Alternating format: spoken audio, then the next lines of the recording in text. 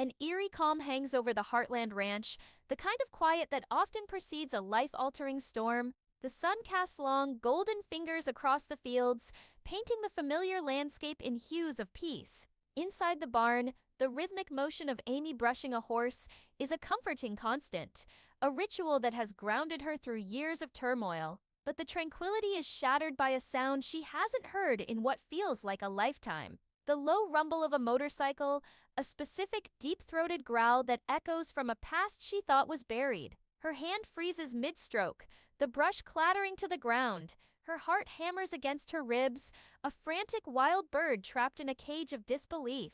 It can't be. And yet, the sound grows closer, more insistent, until it cuts out with a final deafening silence right outside the barn doors. The world seems to hold its breath. A shadow falls across the entrance, a tall, familiar silhouette against the blinding morning sun. Amy squints, her mind refusing to process what her eyes are telling her. The figure steps into the barn, and the light reveals a face weathered by time and hardship, but unmistakably his. Ty Borden. He's alive. He's here. The sight is a punch to the gut, a wave of shock so profound it steals the air from her lungs. This isn't a dream. This isn't a memory. He's real, breathing the same dusty barn air. Amy sways, a low gasp escaping her lips. Ty, the name is a broken whisper, a prayer she'd long since abandoned. He offers a small, hesitant smile, his eyes filled with a universe of unspoken words. Hey, Amy, that's all it takes. The dam of grief she's so carefully constructed over the years crumbles into dust. She moves without thinking, a force of pure primal need, and crashes into his arms. The impact is solid,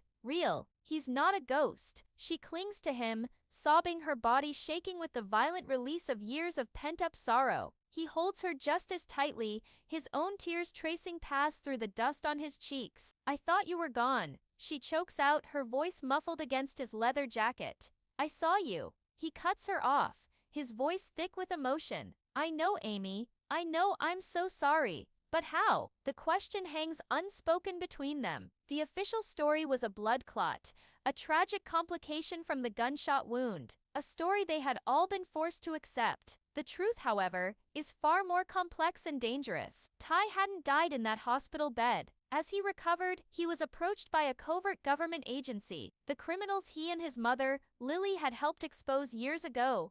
The very ones responsible for the attempt on his life were part of a much larger, more sinister network. They hadn't forgotten him. His testimony was crucial to dismantling their entire operation, but it placed an insurmountable target on his back, and more importantly, on the backs of Amy and Lindy. The agency offered him a stark choice: enter a deep-cover witness protection program, allowing the world to believe he was dead, or risk the lives of his family. For Ty, it wasn't a choice at all. To protect Amy and his daughter, he agreed to die. He was given a new identity, a new life in a remote, undisclosed location, severed from everyone and everything he loved. He became a ghost, watching his daughter grow up in secretly supplied photographs, and his wife navigate a world without him through redacted reports. The pain of it was a constant gnawing ache, a living death.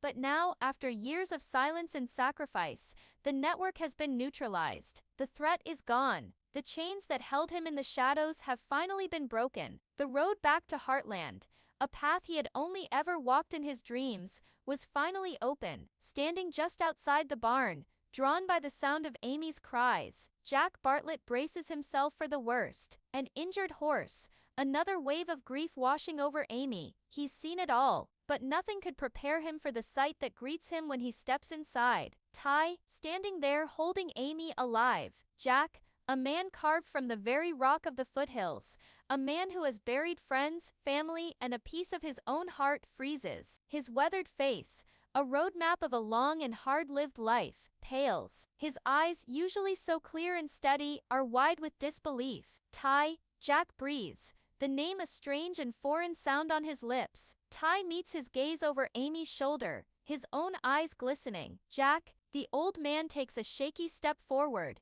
then another, his stoicism, his carefully constructed fortress against the world, crumbling with each movement. He doesn't say a word. He doesn't have to. The tears welling in his eyes speak volumes. He pulls Ty into a fierce, bone-crushing hug. A hug that says, "I thought I lost you, son, you stubborn son of a gun," Jack whispers, his voice thick and rough with unshed tears. "I always had this feeling, a splinter in my mind that it wasn't right." He pulls back, his hands gripping Ty's shoulders, as if to assure himself this is real. "You gave us a hell of a scare, boy." Later that evening, the initial shock gives way to a fragile, tentative peace. Jack and Ty sit on the porch steps, the way they used to, a comfortable silence stretching between them under a blanket of stars. Jack finally breaks the quiet, his voice low and full of emotion. "You know, the day we got the news, a part of this family died, a light went out. Seeing you here, it's like the sun's finally coming up again." He claps a hand on Ty's shoulder. "Whatever happened, whatever you had to do, you're home now.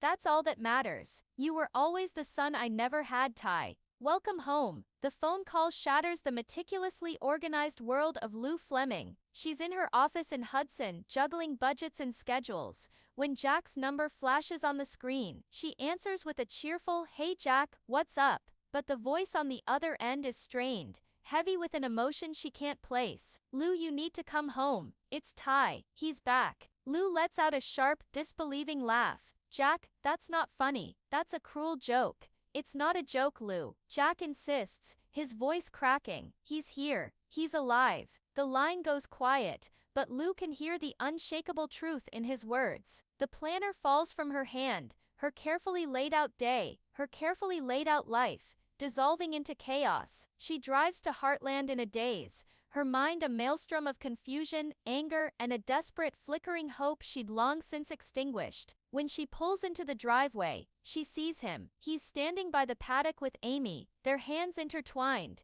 It's a scene she's replayed in her mind 1,000 times, a ghost of a memory, but this is real. Her breath catches, a sob building in her throat. She stumbles out of the car, her legs unsteady. Ty turns, and their eyes meet across the yard. "Lou," he says, his voice gentle, "that's all it takes." The carefully controlled facade she presents to the world shatters. She runs to him, not with the grace and composure she's known for, but with the raw, uninhibited desperation of a sister who has just seen her brother return from the dead. She collides with him, her arms wrapping around his neck, and for the first time in years, she lets herself truly weep. "How could you?" She sobs into his shoulder, her voice a torrent of conflicting emotions. "We mourned you. We buried an empty casket. Amy," she broke Ty. "We all did." He holds her, absorbing her anger, her pain, her relief. "I'm so sorry, Lou," he whispers, his own voice breaking. "I never wanted to cause you pain. I did it to protect you. All of you." She pulls back, her hands framing his face, her eyes searching his. "You're really here," she says, a tearful smile breaking through her grief. "You're really alive." In that moment, the anger fades, replaced by an overwhelming sense of gratitude. The gaping wound in their family was finally beginning to heal. Half a world away, Georgie is on the verge of a career-defining equestrian competition. When Lou's call comes through, the news is so unbelievable, so fundamentally impossible, that she dismisses it as a stress-induced hallucination. "You're not making any sense, Lou," she says, her voice sharp with disbelief. Ty's gone, but the tremor in Lou's voice is undeniable. Georgie abandons the competition without a second thought, the dream she's worked her whole life for suddenly insignificant. She catches the first flight back, her mind a whirlwind of memories. Ty teaching her to trust a troubled horse, his unwavering belief in her, when no one else had, his quiet strength that had been her anchor. He wasn't just her sister's husband, he was the big brother she'd always needed. When he died, a part of her broke. Landing in Calgary, she drives to Heartland like a woman possessed. She sees him leaning against the fence, just like he used to, and the world stops spinning. Her bag drops from her shoulder, her knees weak. "Georgie," he says, his voice a sound she thought she'd only ever hear again in her dreams. She doesn't walk, she runs. She throws herself into his arms, the sob she's held back for years, finally breaking free. "I needed you," she cries, her voice muffled against his chest. "You were my compass." When you left, I got so lost. He holds her tight, his hand stroking her hair. I never left, Georgie, he says, his voice thick with pride. I watched every competition. I saw every jump. I was always with you. I never stopped believing in you. For Tim Fleming, grief is a weakness, an emotion to be buried under layers of bravado and anger. When Ty died, Tim's sorrow manifested as rage at the world, at himself for failing to protect his family. He carries the guilt like a shield. The call from Jack is short, cryptic. Get to the ranch. Now. Tim arrives, his usual bluster in full force, ready for a fight. But then he sees him, Ty standing with Amy, his hand on her back. Tim's world tilts on its axis. What in the hell is this? He demands, his voice a low growl, a desperate attempt to maintain control in the face of the impossible. Tim, Ty says, his voice calm, steady. It's me. The rage that has been Tim's constant companion for years boils to the surface. You died, he shouts, his voice cracking. We mourned you. You let my daughter. You let all of us believe you were gone. He takes a menacing step forward, but Ty doesn't back down. There were threats. Ty explains, his voice laced with a pain that mirrors Tim's own. Credible threats against Amy and Lindy. Going into protection, faking my death, was the only way to keep them safe. It was the hardest thing I've ever had to do. He looks Tim in the eye, man to man, father to father. Every single day, I dreamed of coming home. Every single day, I chose to stay away to protect our family. The anger drains out of Tim, replaced by a wave of understanding, of respect, of a love he'd thought was lost forever. He closes the distance between them and pulls Ty into a rough, awkward hug, a hug that speaks of forgiveness, and a profound, overwhelming relief. You're a damn fool, Borden, Tim mutters, his voice thick with emotion, but I'm glad you're home. As the sun sets, casting a warm, forgiving light over the ranch, the fractured family gathers. There are still so many questions, so much pain to unpack, but for the first time in years, Heartland feels whole again. Later, when the others have gone to bed,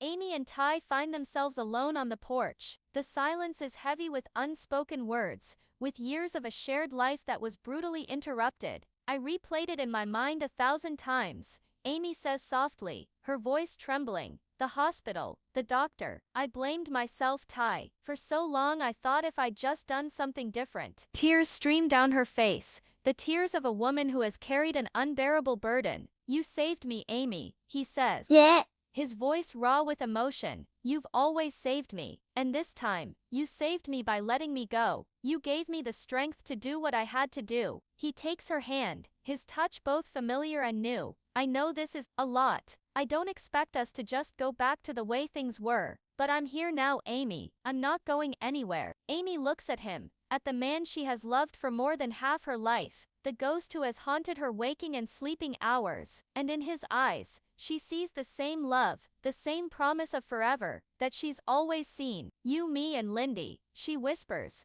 a small hopeful smile touching her lips. We'll take it one day at a time, together. Ty nods, his heart so full he can barely speak. He looks out at the moonlit fields, at the ranch that has always been his sanctuary, his home, and Heartland, he adds, his voice full of a hope that had been extinguished for far too long. This place, it heals. It brought us together once. It can do it again. And as the prairie wind whispers through the grasses, carrying with it the scent of pine, and the promise of a new dawn, a story that was thought to have ended finds its new beginning. It is not just a reunion, it is a resurrection, a testament to the enduring power of love, family, and the unwavering spirit of Heartland. For every fan who kept the faith, for every heart that broke, this is the homecoming we've all been waiting for, a second chance born from the ashes of an impossible loss. Ty Borden is home,